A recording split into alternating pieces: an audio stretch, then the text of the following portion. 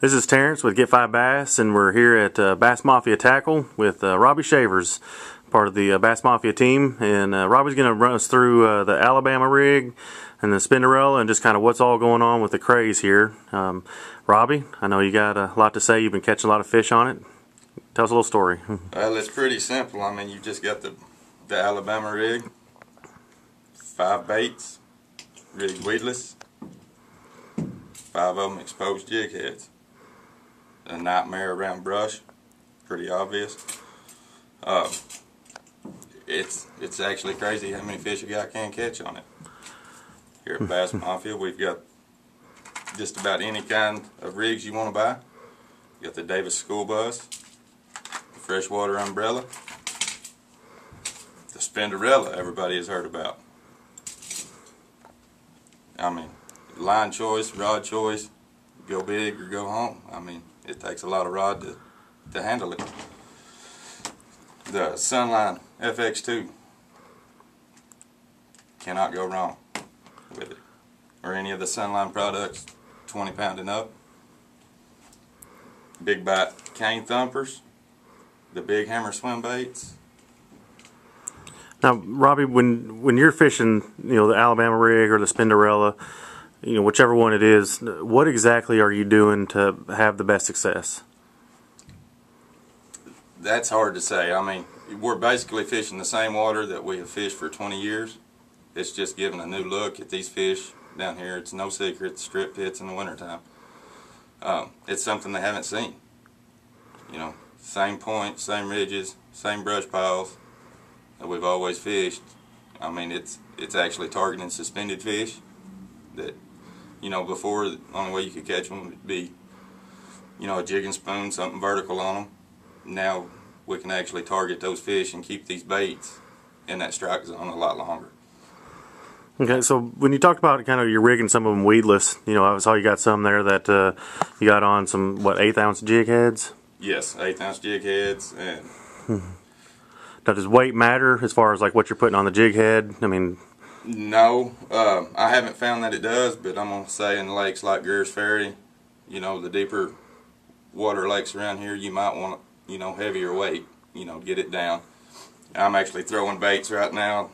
These are Zoom Super Fluke Juniors.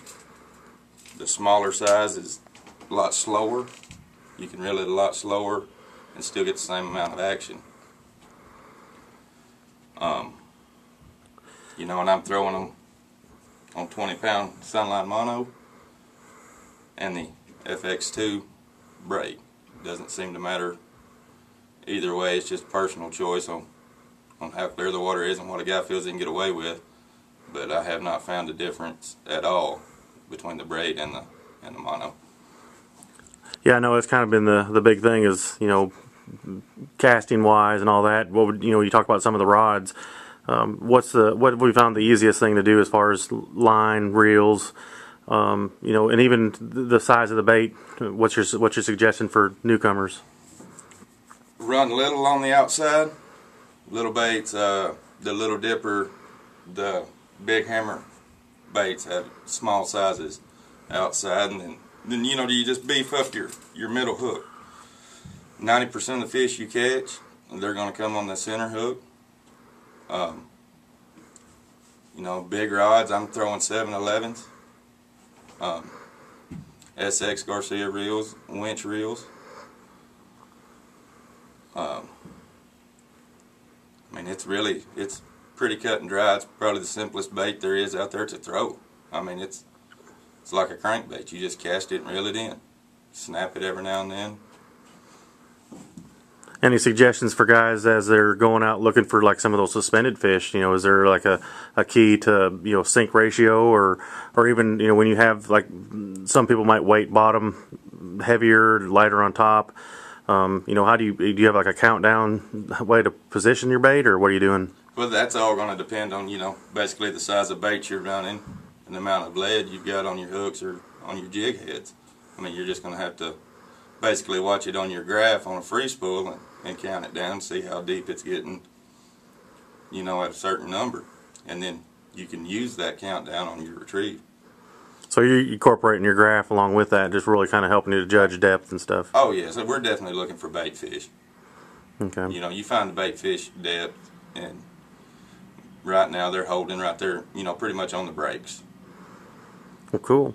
So on the braid, and you talk about some of the mono and even some of the fluorocarbon, stay big. Do you have any issues with as far as getting into some of the brush or breaking off, or is it just better to stay braid just so in case you do get hung up and you can try to rip it back? Or yeah, I mean, if you're going to fish these exposed heads around brush or anything that you're really going to hang, I mean, you want to go braid all the way.